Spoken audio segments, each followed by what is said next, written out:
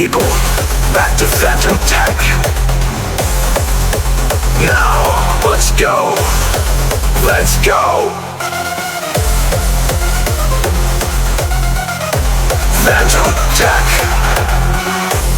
Don't forget to like this video and subscribe. Now, let's go. With the release of Windows 24H2, one new feature has drawn significant attention and criticism. Recall, this feature, touted by Microsoft as a step forward in performance optimization, has been at the center of a growing debate. Misinformation and conspiracy theories abound, with some claiming recall is a privacy invasion that can't be disabled. Often this rhetoric comes hand in hand with advice to abandon Windows entirely and switch to Linux, presented as a simple, hassle-free alternative. This video aims to demystify recall, separating fact from fiction, and giving a clear view of what it actually does, its implications, and how to manage or disable it, if you choose. So perhaps you've been under a bridge for the past 3 months and you're asking now, what is Windows Recall? Well, Windows Recall is part of Microsoft's system updates in Windows 24H2, primarily aimed at systems with Copilot Plus features or ARM-based devices.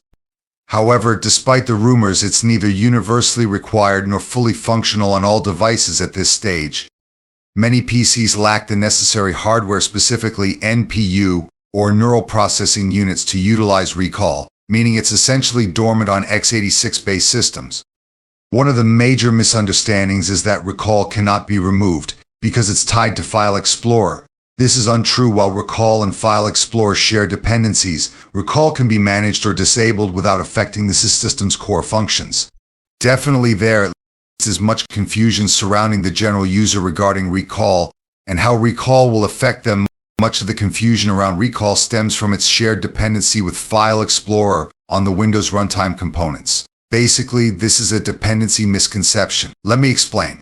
So here's how it works. Recall depends on certain system libraries for functionality, and these libraries overlap with those used by File Explorer. Removing recall doesn't actually compromise File Explorer as long as these shared libraries remain intact.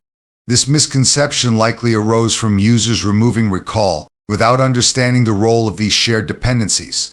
Properly disabling recall does not mean uninstalling core components. It's a switch that can be flipped off without causing system instability. Bringing us to why you can disable recall and how you may be asking.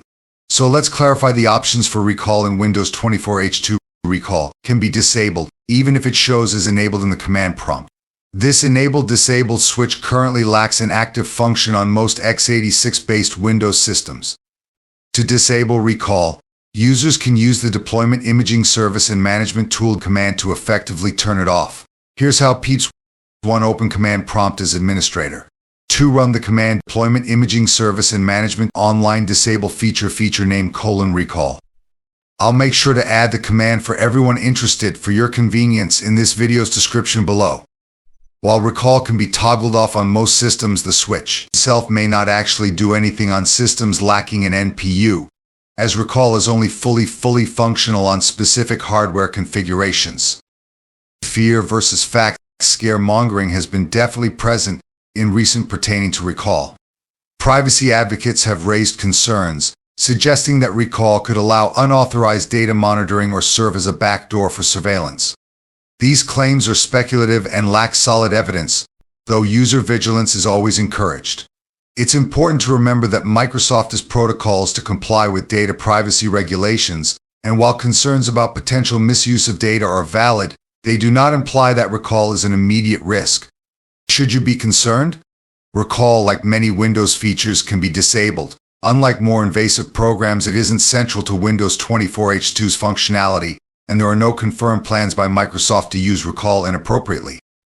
Sometimes presented magic solution alternatives such as Linux to myself at least seems like an excessive solution after further digging usually arises from a fear-mongering approach or from an agenda focused on getting the change to Linux to occur, full stop. The chorus of just switch to Linux often appears when discussions around Windows features like recall arise. While Linux is a powerful open-source alternative with advantages, it isn't a quick fix for most users, especially those who are not technically experienced. Linux demands a learning curve and familiarity with terminal commands, which can be daunting for casual Windows users. For those who aren't comfortable with a deep dive into command line operations, the best approach may be to learn how to customize Windows settings to suit personal privacy preferences rather than a full operating system overhaul. So to conclude you all, I would prefer empowering users to make informed choices. Windows Recall isn't the ominous, all-seeing feature that some might claim.